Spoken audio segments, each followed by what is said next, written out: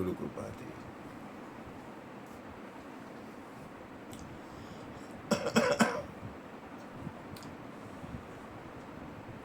થોડા અંશે આપણી અંદર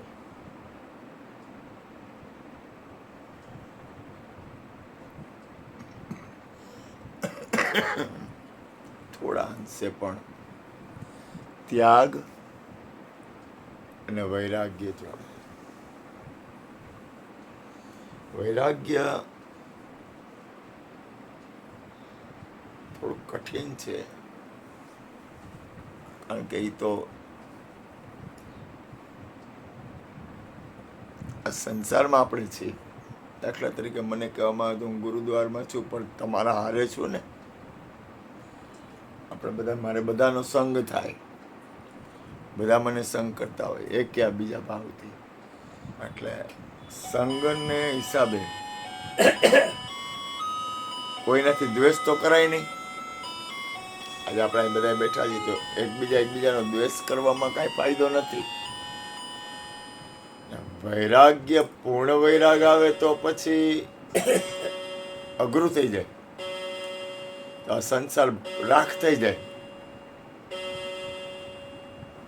પૂર્ણ વૈરાગ તમને પ્રાપ્ત થાય તો તમે તો આ સંસાર એટલે કાંઈ લેવા દેવા જ ન રહે તમારે. પછી ઘરવાળી હારે લેવા દેવા ન રહે, છોકરા હારે લેવા દેવા ન રહે, સંસારની કોઈ પણ વસ્તુ હારે, પૈસા હારે, દુકાન હારે, મકાન હારે, તમારાથી બધી છૂટી જ જાય. પણ એટલી બધી પરાકાષ્ઠાએ જાવામાં વિવેકની જરૂર છે. ખાલી વૈરાગવાન બની જાય ને તોય હાલે એવું નથી. ખાલી વૈરાગવાન બની જાય ને તો કાંઈ તમારું જીવન તમે પામી ગયા એવું ન, એ જડતા આવી જાય. પહેલું યાદ રાખો, આ જીવન આપણે જીવવું છે. મનુષ્ય જીવન આપણને મળ્યું છે, પરમાત્માએ આપ્યું છે. થોડા ઘણા અંશે પ્રેમથી જીવો, કારણ કે પ્રેમ છે ને તો એમાં તમારા ઉલ્લાસ અને આનંદ રહે. પણ જો જડતા આવી જાય ને વૈરાગની, તો તમે કોઈને ભાવ પ્રેમ નહીં કરી શકો. કોઈની અરે હળવું મળવું હોય છે તો તમે થોડુંક, એટલે એની અંદરનો વિવેક, ક્ષમતા, કોઈ પણ વસ્તુ હાલો તો એવી રીતે હાલો કે જેમાં દરેકનું અને પોતાનું બેયનું કલ્યાણ હોવું જોઈએ. સમજો ત્યાં તમે કોઈ પણ કરો ને, કોઈ પણ વસ્તુ.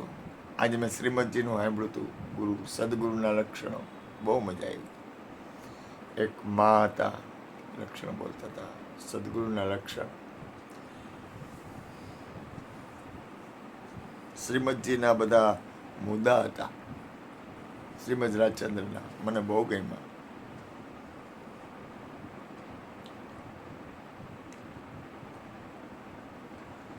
પહેલું પ્રથમ લક્ષણ છે, આપણે ભોગ પ્રધાન ન હોવા જોઈએ.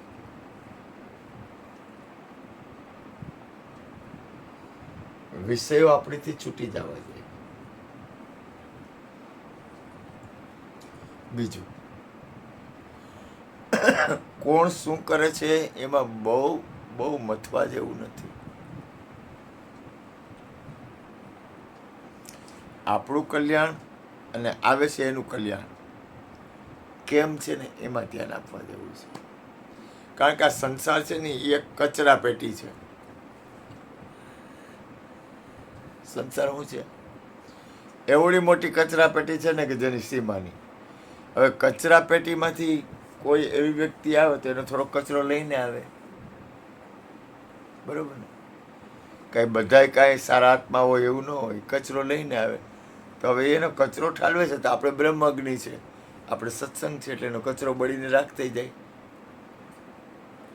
તો મહાપુરુષો આપણે હાવ અસંગ થઈ ગઈ અને ભજન એકાંતમાં નિરંતર ભજન થઈ ગઈ એટલી બધી સ્થિતિ નથી. સમજી લ્યો, કોઈનો સંગ નથી કરવો અને એકલા એકાંતમાં, હાવ એકાંતમાં સત્સંગ કરવો, તો એટલી આપણી પરાકાષ્ઠા, મારી પરાકાષ્ઠા એટલી બધી નથી. તો સંગ તો થાય, તો સંગ હારે થોડા ઘણા અંશે બને એટલું એકબીજાને સમતા ભાવમાં, વિવેકના ભાવમાં અને કલ્યાણના ભાવથી જીવન પૂરું થાય ને એમાં મજા છે. બને ત્યાં સુધી જડતા પકડવા જેવી નથી. જડતા પકડાઈ જાય ને એક તરફી નથી જવા જેવું. સમજો હું શું કહેવું? તમે એક તરફી વયા જાઓ ને તો જડતામાં વયા જાઓ. પ્રેમથી દરેક આરે સબસે ઇલમિલ ચાલીએ, નદી નાવ સહયોગ.